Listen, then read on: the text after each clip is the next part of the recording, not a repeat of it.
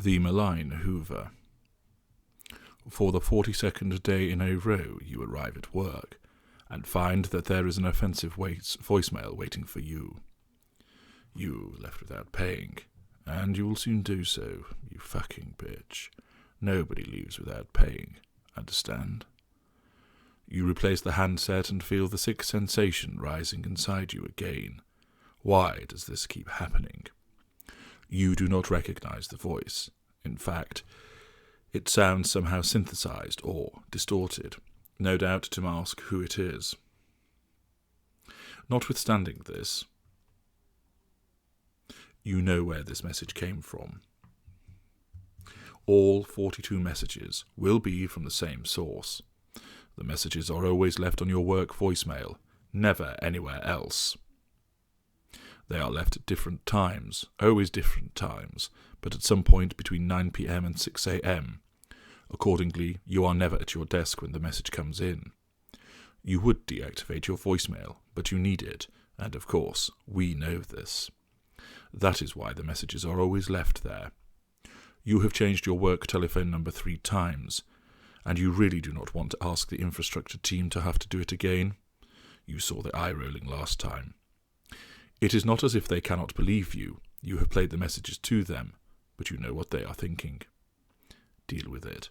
It is just some crank who will soon tire of it soon enough.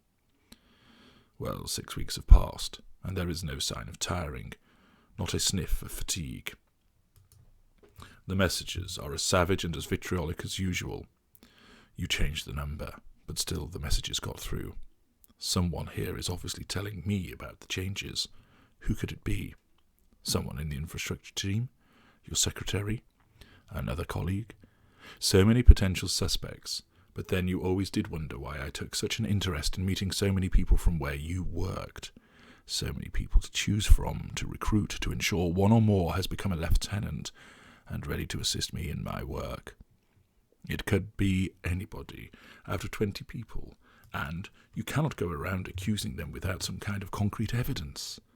You can imagine the reaction if you did this, and also the repercussions with human resources. This is another fact we know and wish to exploit. You try to ignore the messages, but after 14 days of it, with the messages making threats about retribution and revenge, you eventually confronted us. We pleaded innocence and told you that we would not do something like that. We looked shocked and concerned, but then we would, since you took a witness with you. Still, we enjoyed the fuel from you turning up at our door. We tried to get you to come in so we could discuss it further, but you must have been alerted to the whine of the Hoover as you stood firm. There is time yet. There is always time.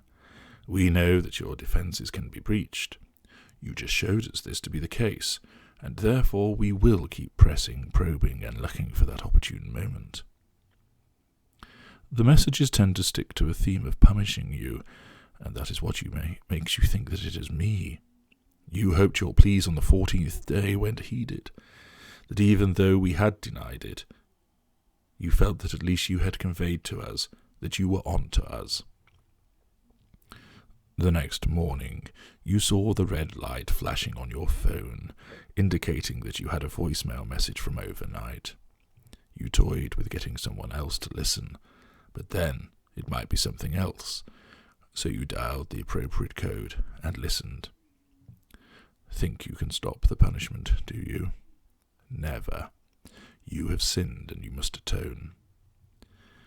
You sat down and began to cry as the words, each one spat out in a staccato style, had their effect. You begged for a truce. Why would we agree to that when we know the effect that our words will be having on you? We may not be able to see you as you receive each one every morning, but we know you well enough. We know you will be angered and then shocked and nervous, dreading accessing your voicemail box. We need not see your reaction.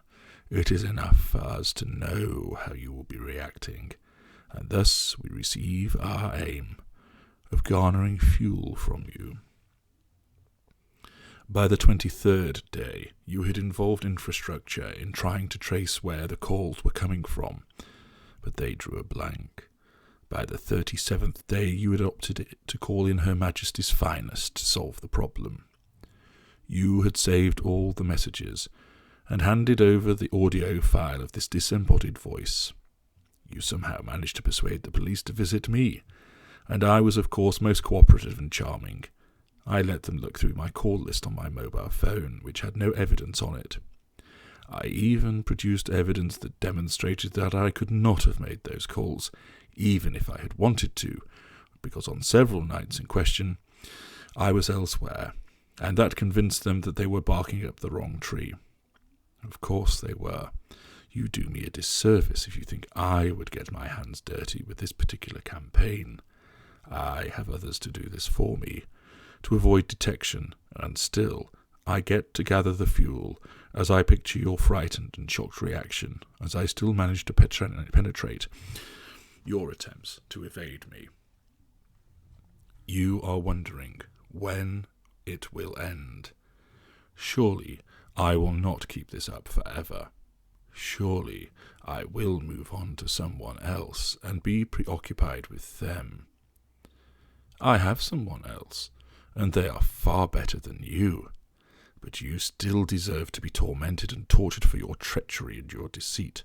You deserve to be punished. You think it must end soon. I know it won't.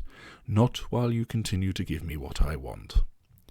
In addition, I know I have the ace up my sleeve that I can use at the ending of this campaign as a way to bring you back into the fold. If you give you and me another chance, this can all stop, can't it? Make it go away by just accepting my terms, and you can bring this campaign to an end. It is not time for that, however. I feel no need to bring you back as my primary source. I have one in place, no thanks to your sudden treachery. No, there is much mileage in this malign hoovering for some time yet. This will not be ending soon.